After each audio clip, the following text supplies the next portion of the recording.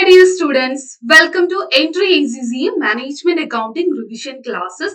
Okay, അപ്പോൾ കഴിഞ്ഞ ക്ലാസ്സിൽ എന്തായിരുന്നു നമ്മൾ ഡിസ്കസ് ചെയ്തുകൊണ്ടിരുന്നത്? നമ്മുടെ ഓവർ ഹെഡ്സിന്റെ ചാപ്റ്റർ ആണ് കഴിഞ്ഞ കുറച്ച് വീഡിയോസിലായിട്ട് നമ്മൾ കവർ ചെയ്യുന്നത്.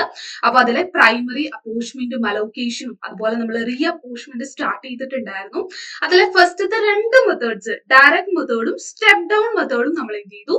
നമ്മുടെ കഴിഞ്ഞ ക്ലാസ്സുകളിൽ ഡിസ്കസ് ചെയ്തു. അതിന്റെ പ്രോബ്ലംസ് ഒക്കെ ചെയ്തിട്ടുണ്ടായിരുന്നു. അപ്പൊ ക്ലാസ്സിൽ ചെയ്തത് കൂടാതെ എക്സ്ട്രാ നിങ്ങൾ ക്വസ്റ്റ്യൻസ് പ്രാക്ടീസ് ചെയ്തിട്ടുണ്ടായിരുന്നോ? ചെയ്യാൻ പറ്റുന്നുണ്ടായിരുന്നോ? കമന്റിൽ ജസ്റ്റ് ഒന്ന് പറയണേ. ഓക്കെ, അപ്പൊ ഇന്ന് നമ്മുടെ റീ അപ്പോഴ്ച്ച്മെന്റിന്റെ അല്ലെങ്കിൽ സെക്കൻഡറി അപ്പോഴ്ച്ച്മെന്റിന്റെ തേർഡ് മെത്തേഡിലേക്കാണ് നമ്മൾ പോവാനായിട്ട് പോകുന്നത്. Reciprocal re apportionment method. അപ്പൊ കഴിഞ്ഞ ക്ലാസ്സുകളിൽ നമ്മൾ ഓൾറെഡി പറഞ്ഞിട്ടുണ്ടായിരുന്നു എപ്പോഴാണ് ഈ ഒരു റെസിപ്രോക്കൽ മെത്തേഡ് നമ്മൾ യൂസ് ചെയ്യുക. എപ്പോഴാണ് ഒരു സർവീസ് ഡിപ്പാർട്ട്മെന്റ് മറ്റൊരു സർവീസ് ഡിപ്പാർട്ട്മെന്റ് സർവീസ് പ്രൊവൈഡ് ചെയ്യുന്നുണ്ട്, നേരെ തിരിച്ച് റെസിപ്രോക്കൽ സർവീസ് കൂടെ ഉള്ള കേസിലാണ് നമ്മൾ എന്ത് ചെയ്യുക? റെസിപ്രോക്കൽ മെത്തേഡ് യൂസ് ചെയ്യുന്നത്. അതായത് ഒരു എക്സാമ്പിൾ പറയുകയാണെങ്കിൽ ഇപ്പൊ നമുക്ക് രണ്ട് സർവീസ് ഡിപ്പാർട്ട്മെന്റ് ഉണ്ടെന്ന് വിചാരിക്കുക. S1 ഉണ്ട്, S2 ഉണ്ട്. ഈ ഒരു കേസിൽ അതുപോലെ രണ്ട് പ്രൊഡക്ഷൻ ഡിപ്പാർട്ട്മെന്റ് ഉണ്ട്, P1 P2 രണ്ട് പ്രൊഡക്ഷൻ ഡിപ്പാർട്ട്മെന്റ് ഉണ്ടെന്ന് വിചാരിക്കാം. റെസിപ്രോക്കൽ മെത്തേഡ് നമ്മൾ എപ്പോഴാണ് യൂസ് ചെയ്യുന്നത്? S1 S2 സർവീസ് പ്രൊവൈഡ് ചെയ്യുന്നുണ്ടായിരിക്കും, കൂടാതെ നമ്മുടെ പ്രൊഡക്ഷൻ സെന്റേഴ്സിലേക്കും സർവീസ് പ്രൊവൈഡ് ചെയ്യുന്നുണ്ടായിരിക്കും. ഇനി S2 എന്ത് ചെയ്യുന്നുണ്ടായിരിക്കും? നേരെ തിരിച്ച് S1ലേക്കും മറ്റ് പ്രൊഡക്ഷൻ സെന്റേഴ്സിലേക്കും, അതായത് service centres service cost centres അങ്ങോട്ടും ഇങ്ങോട്ടും സർവീസ് പ്രൊവൈഡ് ചെയ്യുന്ന റെസിപ്രോക്കൽ സർവീസ് വരുന്ന കേസിലാണ് നമ്മൾ എന്ത് യൂസ് ചെയ്യുക? നമ്മുടെ ഈ reciprocal re apportionment method use ചെയ്യുക. ഇനി ഈ ഒരു റെസിപ്രോക്കൽ മെത്തേഡ് നിങ്ങൾ നോക്കുകയാണെങ്കിൽ അതിൽ വീണ്ടും രണ്ട് മെത്തേഡ് ഉണ്ട്. റിപ്പീറ്റഡ് ഡിസ്ട്രിബ്യൂഷൻ മെത്തേഡും ഉണ്ട്, ആൾജിബ്രിക് മെത്തേഡും ഉണ്ട്. റിപ്പീറ്റഡ് ഡിസ്ട്രിബ്യൂഷൻ മെത്തേഡും ഉണ്ട്, ആൾജിബ്രിക് മെത്തേഡും ഉണ്ട്. ഇതിൽ ഏത് മെത്തേഡ് യൂസ് ചെയ്താലും നിങ്ങൾക്ക് ആൻസർ സെയിം ആണ്, പക്ഷെ നമുക്ക് രണ്ട് രീതിയിൽ ചെയ്യാമെന്ന് മാത്രം. ഇനി എക്സാം പോയിന്റ് ഓഫ് വ്യൂല് പറയുകയാണെങ്കിൽ നമുക്ക് രണ്ട് മെത്തേഡും അറിഞ്ഞിരിക്കണം. കാരണം ക്വസ്റ്റ്യൻ ചിലപ്പോൾ ഏതെങ്കിലും സ്പെസിഫിക് മെത്തേഡ് വെച്ചിട്ട് നമ്മുടെ അടുത്ത് ചോദിക്കാം, സ്റ്റെപ്സ് ഫിൽ ചെയ്യാനോ അങ്ങനെയൊക്കെ ചോദിക്കാനുള്ള ചാൻസ് ഉണ്ട്. സോ രണ്ട് മെത്തേഡ്സും നിങ്ങൾ എന്ത് ചെയ്തിരിക്കണം? അറിഞ്ഞിരിക്കണം. ഓക്കെ, അപ്പൊ ഫസ്റ്റത്തെ മെത്തേഡ് വരുന്നത് റിപ്പീറ്റഡ് ഡിസ്ട്രിബ്യൂഷൻ മെത്തേഡ് ആണ്. പേര് പോലെ തന്നെയാണ്, റിപ്പീറ്റഡ് ആയിട്ട് നമ്മൾ അങ്ങോട്ടും ഇങ്ങോട്ടും എന്ത് ചെയ്യുന്നു? തന്നിരിക്കുന്ന ആ ഒരു റേഷ്യോയില് നമ്മുടെ കോസ്റ്റിനെ റീ അപ്പോഴ്ച്ച്മെന്റ് ചെയ്യുന്ന ഒരു മെത്തേഡ് ആണിത്.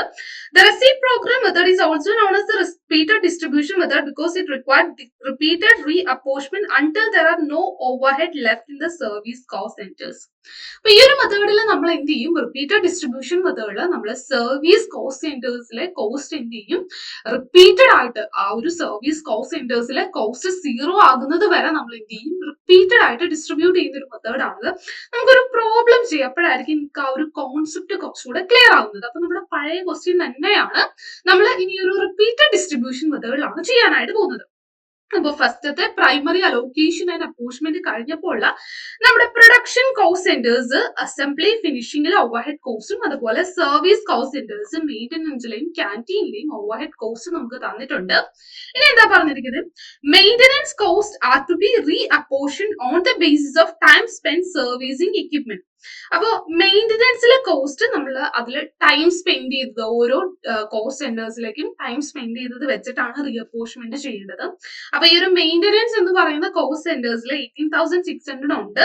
അതിന്റെ 50% അസംബ്ലിക്കും 40% ഫിനിഷിങ്ങിനും 10% ക്യാന്റീനിലേക്കുമായിട്ട് നമ്മൾ റീ അപ്പോർച്ച്മെന്റ് ചെയ്യണം.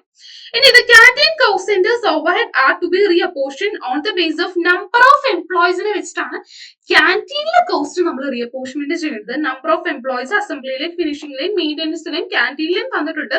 പക്ഷെ ക്യാന്റീൻ നമ്മൾ കൺസിഡർ ചെയ്യേണ്ട. ക്യാന്റീനിലെ കോസ്റ്റ് വീണ്ടും നമ്മൾ ക്യാന്റീനിലേക്ക് റീ അപ്പോർച്ച്മെന്റ് ചെയ്യില്ല, അസംബ്ലിയിലേക്കും ഫിനിഷിംഗിലേക്കും മെയിന്റനൻസിലേക്കും ആയിരിക്കും നമുക്ക് റീ അപ്പോർച്ച്മെന്റ് ചെയ്യേണ്ടത്.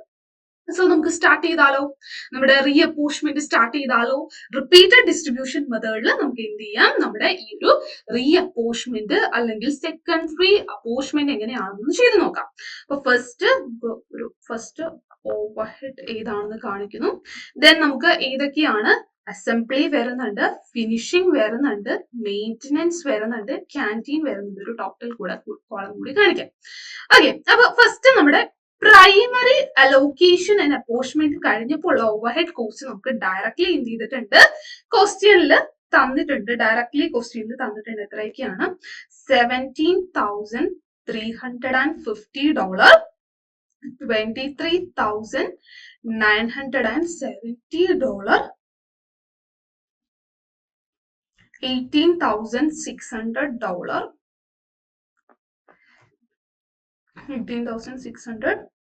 $6,600 അങ്ങനെ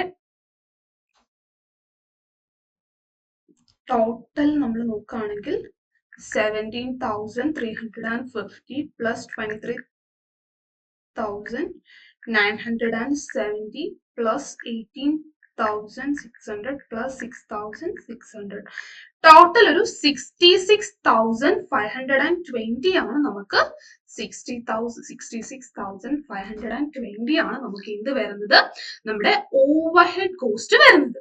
ഇനി നമുക്ക് എന്ത് ചെയ്യണം, നമ്മുടെ ഈ ഒരു സർവീസ് സെന്റേഴ്സിലെ മെയിൻ്റനൻസിലെയും ക്യാൻറ്റീനിലെയും നമ്മൾ എന്ത് ചെയ്യാണ്, റീ അപ്പോർച്ച്മെന്റ് ചെയ്ത് നമുക്ക് റിപ്പീറ്റഡ് ആയിട്ട് ഡിസ്ട്രിബ്യൂഷൻ ചെയ്യണം. അപ്പൊ സ്റ്റെപ്പ് ഡൗൺ മെത്തേഡിലെ പോലെ ഇവിടെ നിങ്ങൾ ഓർഡർ ഒന്നും ഫോളോ ചെയ്യേണ്ട ആവശ്യമില്ല. നിങ്ങൾക്ക് ഏത് സർവീസിൽ വേണമെങ്കിലും, കാരണം ഇവർ അങ്ങോട്ടും ഇങ്ങോട്ടും ഒക്കെ സർവീസ് കൊടുക്കുന്നുണ്ട്, നമ്മളൊരു ഓർഡർ ഒന്നും നോക്കണ്ട. നമുക്ക് എന്ത് ചെയ്യാം, നിങ്ങൾക്ക് ഇഷ്ടമുള്ള സർവീസ് സെന്ററിൽ എടുത്തിട്ട് അങ്ങോട്ടും ഇങ്ങോട്ടും എന്ത് ചെയ്യാം, ഈ ഒരു കോസ്റ്റ് റീ അപ്പോർച്ച്മെന്റ് ചെയ്യാം. അപ്പൊ നമുക്ക് ഫസ്റ്റ് എന്ത് ചെയ്യാം, ക്യാൻറ്റീനിലെ കോസ്റ്റ് തന്നെ റീ അപ്പോർച്ച്മെന്റ് ചെയ്ത് കൊടുക്കാം. അപ്പൊ ഫസ്റ്റ് നമ്മൾ എന്ത് ചെയ്യാണ്, ക്യാൻറ്റീനിലെ റീ അപ്പോർച്ച്മെന്റ് ചെയ്യാനായിട്ട് പോവാണ്. ക്യാൻറ്റീനിൽ നമുക്ക് 6,600 ആണ്. സോ ആ ഒരു 6,600 നമുക്ക് എന്ത് ചെയ്യാം, റീ അപ്പോർച്ച്മെന്റ് ചെയ്യാം. റീ അപ്പോർച്ച്മെന്റ് ചെയ്യേണ്ട റേഷ്യോ ഏതായിരിക്കും, ക്യാൻറ്റീനിലെ കോസ്റ്റ് നമ്മുടെ നമ്പർ ഓഫ് എംപ്ലോയീസിന്റെ ബേസിലാണ്. അതായത് 18:30:12 എന്ന ഒരു റേഷ്യോയിലായിരിക്കും നമ്മൾ എന്ത് ചെയ്യേണ്ടത്, റീ അപ്പോർച്ച്മെന്റ് ചെയ്യേണ്ടത്. സോ 18:30:12 ടോട്ടൽ നമുക്കൊരു 60 ആയിരിക്കും വരാം. സോ ഫസ്റ്റത്തെ അസംബ്ലി ഡിപ്പാർട്ട്മെന്റിലേക്ക് നമ്മൾ കൊടുക്കേണ്ടത് എത്രയായിരിക്കും, നമുക്ക് 6,600 ആയിരുന്നു ക്യാൻറ്റീനിലെ കോസ്റ്റ്. അസംബ്ലിയിലെ നമ്പർ ഓഫ് എംപ്ലോയീസ് എന്ന് പറയുന്നത് 18 ആണ്. Divided by total number of employees എത്രയാണ്, 60 ആണ്. സോ ക്യാൻറ്റീൻ ഡിപ്പാർട്ട്മെന്റിൽ നിന്നും അസംബ്ലിയിലേക്ക് കിട്ടുന്ന ഷെയർ എത്രയായിരിക്കും, 1,980 ആണ്. നെക്സ്റ്റ് ഇനി ഫിനിഷിംഗിന്റെ കേസിലോ, ഫിനിഷിംഗിൽ എത്ര നമ്പർ ഓഫ് എംപ്ലോയീസ് ഉണ്ട്, 30 ആണ് വരുന്നത്. So 6,600 into 30 divided by 60. ക്യാൻറ്റീന്റെ share ഫിനിഷിംഗിലേക്ക് എത്രയാണ് കിട്ടുന്നത്, 3,300 ആണ്. 3,300 ആണ്. 18:30:12 എന്ന റേഷ്യോയിലാണ് നമ്മൾ റീഅപ്പോർച്ച്മെന്റ് ചെയ്യേണ്ടത്. ഇനി നെക്സ്റ്റ് മെയിൻ്റനൻസിന്റെ കേസിലോ 6,600 into 12 divided by 60 എത്രയാണ്, 1,320 ആണ് ഇത് മെയിൻ്റനൻസിലേക്ക് കിട്ടുന്നത്. അപ്പൊ എന്തായി, നമ്മൾ ക്യാൻറ്റീനിലെ കോസ്റ്റ് റീഅപ്പോർച്ച്മെന്റ് ചെയ്തു. 6,600 ടോട്ടൽ. ബാക്കിയുള്ള ഒരു മെയിൻ്റനൻസ് എന്ന് പറയുന്ന സർവീസ് കോസ്റ്റ് സെന്റേഴ്സിലേക്കും അസംബ്ലി ഫിനിഷിംഗ് പ്രൊഡക്ഷൻ സെന്റേഴ്സിലേക്കും നമ്മൾ റീഅപ്പോർച്ച്മെന്റ് ചെയ്ത് കഴിഞ്ഞു. അപ്പൊ ക്യാൻറ്റീനിലെ സർവീസ് സെന്റേഴ്സിലെ ക്യാൻറ്റീൻ എന്ന് പറയുന്ന സർവീസ് കോസ്റ്റ് സെന്ററിലെ കോസ്റ്റ് നമുക്ക് 0 ആയി. ഇനി നെക്സ്റ്റ് നമുക്ക് ആരുടെ കോസ്റ്റ് റീഅപ്പോർച്ച്മെന്റ് ചെയ്യാം, നെക്സ്റ്റ് നമ്മുടെ മെയിൻ്റനൻസിൽ എന്തുണ്ട്, മെയിൻ്റനൻസിൽ ഓൾറെഡി ഒരു 18,600 ഉണ്ടായിരുന്നു. കൂടാതെ ക്യാൻറ്റീനിൽ നിന്നൊരു 1,320 കൂടി കിട്ടി. അപ്പൊ മെയിൻ്റനൻസ് എന്ന് പറയുന്ന സർവീസ് കോസ്റ്റ് സെന്ററിൽ ഇപ്പൊ നമുക്ക് എത്രയുണ്ട്, ടോട്ടൽ കോസ്റ്റ് 18,600 പ്ലസ് ക്യാൻറ്റീനിൽ നിന്ന് കിട്ടിയ ഷെയർ 1,320. മെയിൻ്റനൻസിൽ ഇപ്പൊ നമുക്ക് എന്തുണ്ട്, ഒരു 19,000. മെയിൻ്റനൻസിൽ ഇപ്പൊ ഒരു 19,920 എന്തുണ്ട്, ഓവർഹെഡ് കോസ്റ്റ് കിടക്കുന്നുണ്ട്. ഇത് നമുക്ക് എന്ത് ചെയ്യണം, റീഅപ്പോർച്ച്മെന്റ് ചെയ്യണം. ഇവിടെ റീഅപ്പോർച്ച്മെന്റ് ചെയ്യുമ്പോൾ അസംബ്ലിക്കും ഫിനിഷിങ്ങിനും മാത്രം ഷെയർ കൊടുത്താൽ മതിയോ? ക്വസ്റ്റ്യൻ നോക്കിക്കേ, നമ്മള് മെയിൻ്റനൻസിലെ കോസ്റ്റ് ഷെയർ എങ്ങോട്ട് വേണം, അസംബ്ലിക്ക് 50%, ഫിനിഷിങ്ങിന് 40%.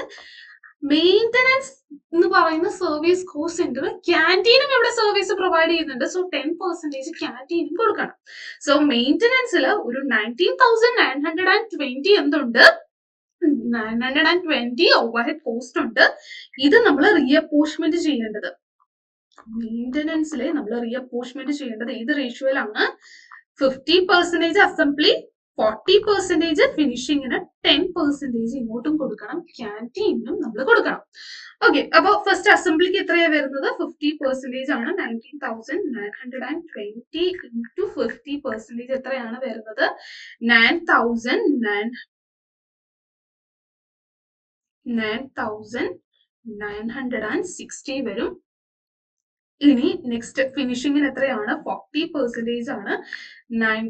1920 into 40% എത്രയായിരിക്കും വരുന്നത്? 7,968. 7,968 ആണ്. ഇനി എന്തുണ്ട്? ക്യാൻറ്റീൻ ഒരു 10% കൊടുക്കണം അല്ലെ? ക്യാൻറ്റീന് ഒരു 10% നമ്മുടെ ഷെയർ കൊടുക്കേണ്ടതായിട്ടുണ്ട്. അപ്പൊ ക്യാൻറ്റീന്റെ 10% എന്ന് പറയുമ്പോൾ എത്രയായിരിക്കും വരിക? 19,920 into 10% എത്രയായിരിക്കും? ഒരു 1,992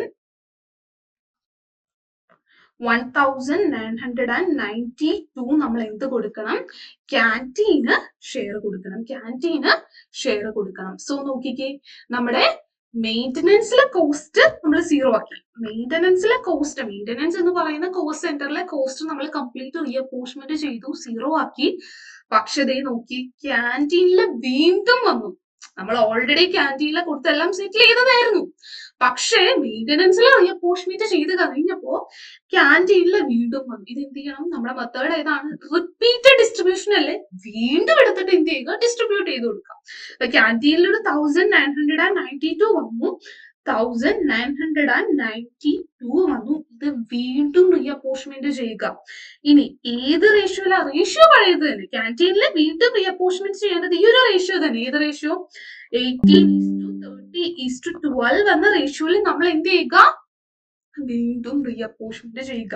അപ്പൊ റീഅപ്പോർഷൻമെന്റ് ചെയ്യുമ്പോൾ 1992 into 80 divided by 30 അസംബ്ലിയിലേക്ക് എത്രയാണ് കിട്ടുന്നത്? അസംബ്ലിയിലേക്ക് എത്രയാണ് കിട്ടുന്നത്? 90 divided by 30 അല്ല, 60 ആണ്. 1992 into 18 divided by 60 എത്രയാണ്? 597.6. അതായത് 598 ആണ് ഇത് അസംബ്ലി ഡിപ്പാർട്ട്മെന്റ് ഷെയർ കിട്ടുക. ഇനി ഫിനിഷിംഗിലേക്കോ?